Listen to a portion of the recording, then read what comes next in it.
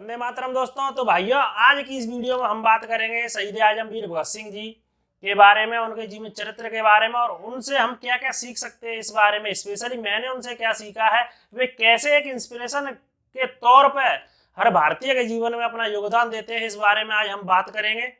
तो इस वीडियो को अंत तक देखें या जानने के लिए कि उनसे हमें क्या क्या सीख मिलती है, और ऐसे ही अन्य क्रांतिकारी भाइयों के बारे में जानने के लिए मेरे चैनल को सब्सक्राइब कर दें और अपना प्यार ऐसे ही बनाए रखें। तो भाइयों, बात करते हैं शहीद आजम वीर भगत सिंह जी के चरित्र के बारे में, उनके जीवन के बारे में।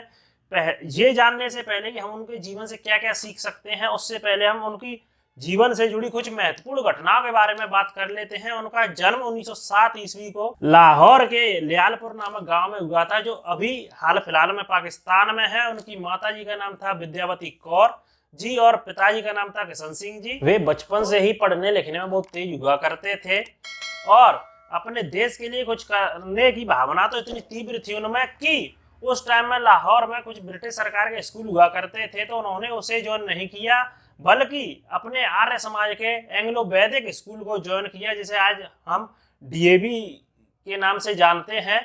तो ऐसे महान व्यक्ति थे वे, बचपन से ही बहुत तीव्र भावना थी देशभक्ति की उनमें। जब भगत सिंह जी अपने स्कूल टाइम में थे तो उन्होंने स्कूल के सिलेबस के अलावा 50 एक्स्ट्रा बुक पढ़ ली थी। वे इतने तेज थे पढ़ने लिखने में कि 50 एक्स्ट्रा बुक पढ़ ली थी, वो भी सोशल रिफॉर्म पे, पॉलिटिकल रिफॉर्म पे, इकोनॉमिक रिजीम पे। वे ऐसी बुकें ज्यादा पढ़ते थे जो देश के काम आए।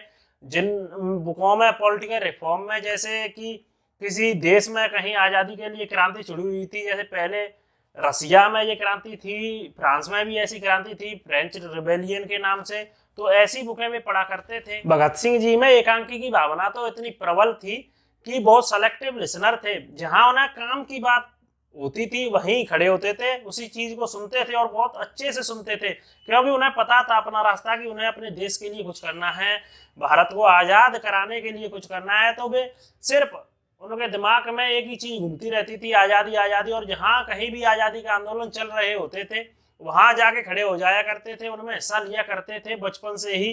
तो ऐसे महान चरित्र के इंसान थे भगत सिंह जी। अब मैं आपको ऐसी कुछ घटनाओं के बारे में बताऊंगा जिन्होंने उनका जीवन पूरा ही बदल दिया। तो ऐसी ही एक घटना, मैं कहूँ पहली घटना जिसने भगत सिंह जी के जीवन को सबसे ज्यादा प्रभावित किया, वह थी जलियांवाला बाग हत्याकांड। यह घटना 13 अप्रैल 1919 को घटित हुई थी। इस घटना ने भगत सिंह जी को इतना झकझोर दिया था कि वे 40 किलोमीटर पैदल ही चले गए थे अपने गांव लियालपुर से जलियांवाला बाग नामक जगह पर, यह देखने के लिए कि वहां हुआ क्या था। तो वहां वे गए तो वहां उन्होंने देखा कि सैकड़ों भारतीयों की जान यूं ही मतलब धरती पे पड़ी है और कुछ जिंदा लोग कुएं में कूद गए। वहीं पास में कुआं है अपनी जान बचाने के लिए, तो वहां वे मर गए उस कुएं में। तो आज भी ऐसा कहा जाता है कि उस कुएं में से अब भी अगर पानी निकालो तो खून निकलता है, मतलब लाल पानी निकलता है। तो उस घटना से वे इतना प्रभावित हुए कि एक बर्तन में, एक बोतल में वहां की मिट्टी भर के ले आए और वे मिट्टी को लेकर घर आए, तो घर उस मिट्टी को ही देखते रहे। तो उनकी बहन ने पूछा, तुम इसे ऐसे क्यों देख रहे हो? तो बहन से उन्होंने जवाब दिया, भगत सिंह जी ने अपनी बहन को जवाब दिया कि यह वह मिट्टी है, इस मिट्टी में सैकड़ों भारतीयों का खून मिला हुआ है, यही मिट्टी अंग्रेजों की नींव को हिलाने के लिए काम आएगी। ऐसे ही एक और किस्सा मशहूर है, जब भगत सिंह जी के पिताजी किशन सिंह जी खेती किया करते थे तो वे बीज बोया करते थे। तो भगत सिंह जी उनसे पूछते थे कि आप यह क्या करते हैं? तो वे बताते थे कि मैं यहाँ बीज बोता हूँ, यह बड़े होके पेड़ हो जाएगा।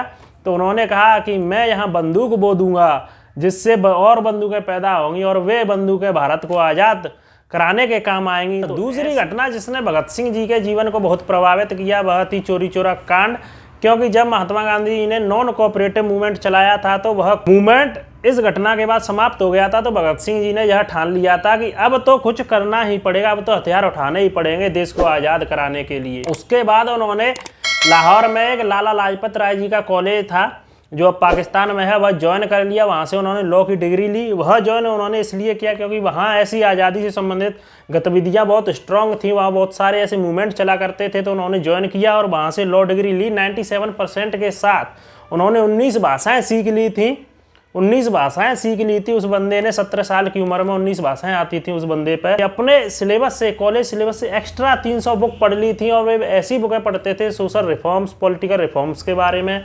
उन्होंने फ्रेंच रिवेलियन, रशियन रिवेलियन, ऐसी बहुत। जैसे ही उनका कॉलेज खत्म हुआ, उन्होंने अपना कॉलेज पूरा किया तो वे 17 साल के थे। 1924 की बात है। तो उनकी माँ उनसे शादी के लिए जिद करने लगी। तो उन्होंने अपनी माँ से कहा कि मेरी दुल्हन कोई दुल्हन नहीं होगी, मेरी दुल्हन आज़ादी होगी। ऐसा कहकर पत्र लिखकर वे घर से भाग गए और चंद्रशेखर आज़ाद की टीम को ज्वाइन कर लिया। तीसरी सबसे बड़ी घटना जिसने भगत सिंह जी के जीवन को बहुत प्रभावित किया वह थी काकोरी कांड।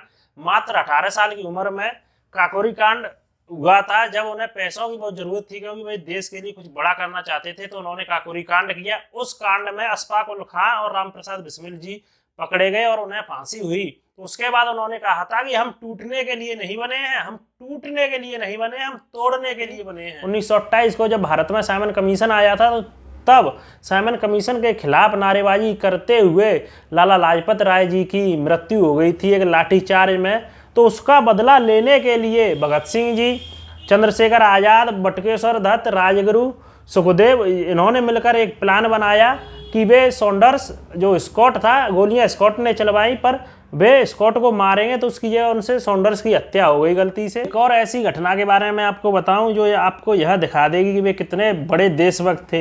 एक ऐसी घटना, जब भगत सिंह जी को फांसी दी जा रही थी तब कुछ अंग्रेजी अफसर ने भगत सिंह जी से कहा था कि आप हमारी रानी को, जो उस समय इंग्लैंड की रानी थी, उन्हें पत्र लिखिए और उनसे माफ़ी मांगिए तो शायद आपकी फांसी रुक जाए। तो भगत सिंह जी का जवाब था, भगत सिंह जी ने उस पत्र में लिखा था, it was clearly mention that we are the prisoners of war, we should be dealed with respect, we should not be hanged, we should be blown by cannon.